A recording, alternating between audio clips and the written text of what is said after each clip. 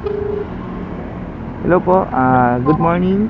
Food Panda Delivery po. Iwanan lang po sa guard, ma'am, ang pagkain. Opo, pag-iwan na lang po, sir. Okay, ma'am. Sige po. Salamat po. Comment po. Iwanan na lang daw. Sir, iwanan na lang daw po.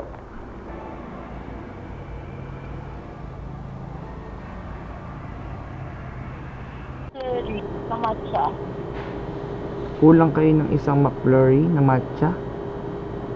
Opo, dun sa order po namin. Sa McDo po. Sige, ma'am. I-ano ko na lang po. Teka lang. Opo, McFlurry. yung Marian Gonzalez po yun, sir. Kay Marian Gonzalez. Yung sa ano, ma'am? Opo, McFlurry. Sa global po. Sa Global. Opo. Oo. Puro ano yan, ma'am, no? Puro drinks. Tama ba ako? Opo, kulang ng McFlurry lang po na isa. Matcha. Sige, ma'am. Sabihin ko na lang dito. Opo, sige po. Uy, teka lang. Hindi yata sa akin to. Ay, tama. Ate, yung order daw dun sa ano. Ay, teka lang. Hindi pala dito yun. Sa ano pala yung kabila. Yung order kasi nila dun sa McDo, sa kabila. Ano, kulang na McFlurry. Puro drinks yung inabot sa akin dun eh. Saan yung bae? Sa bae. Ano yun? Meron yun. Ano yun? Available yun doon. Kasi hindi naman ganito yung machine nila. Franchise kasi. Sige, sabihin ko na lang din dun. Regular na. Ayun. Ma'am, Sige po, ano po yun, sir? ma'am, ano, ganito mangyayari. Kasi layo ko dun eh. Hindi kasi nila binigay sa akin yun kanina. Ganito na lang, ma'am.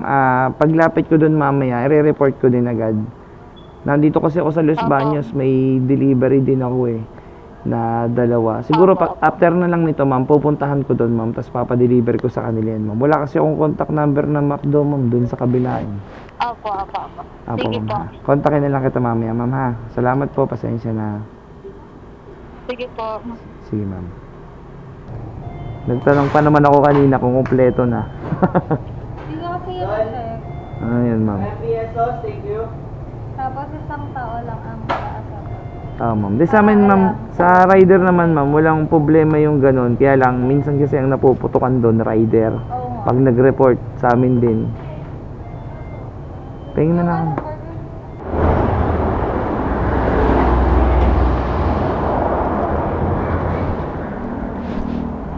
Siyempre, may proof din tayo dyan na deliver tong McFlurry. Pipicturean ko na lang.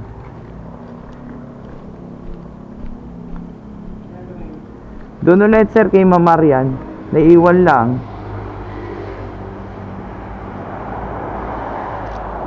So, yun mga kap. Time check. 3:40 na ng umaga. Yan, nakauwi na ako. So, ang daming naging experience. Andun na yung miss out. Ito yung huli. Mayroong wrong pin. Ayan, pero syempre, hindi pa rin ako pinabayaan ng Lord. Kumita pa rin para sa pamilya. Syempre, kailangan ko na magpahinga kasi mamaya may trabaho pa ako. Hindi pa pwede kasi na mas mapuyat ako na matindi. At nako, napakahirap itrabaho pagka puyat. So, yun. Salamat sa Lord dahil ginabayan ako, maging yung mga nakakasalamuha ko. Syempre, naging smooth yung mga transaction miski merong konting challenge dahil meron niyang nag-miss out, meron ding wrong pin. Okay lang yun, nangyayari talaga yun. So, huwag tayong susuko sa buhay. Ganun talaga, nangyayari yan. Walang perfectong pagkakataon, walang perfectong panahon. Basta yung better plan ng Lord yung asahan natin. So, iwan ako kayo ng isang Bible verse na sabi nga sa Philippians 4:13, I can do all things through Christ who strengthens me. So, ano man yung mga pagsubok, yung mga paghihirap, pagluwat, paghinagpis natin, iasa natin yan sa Diyos. Huwag tayong bibitaw at palagi siyang nandyan sa atin. Hindi niya tayo pababayaan, niiiwan, hindi niya gagawin yan para sa atin. So, ano pa nga bang iniintay ko? Matutulog na ako. Diyan na muna kayo. See you sa next video natin. Bye-bye at God bless.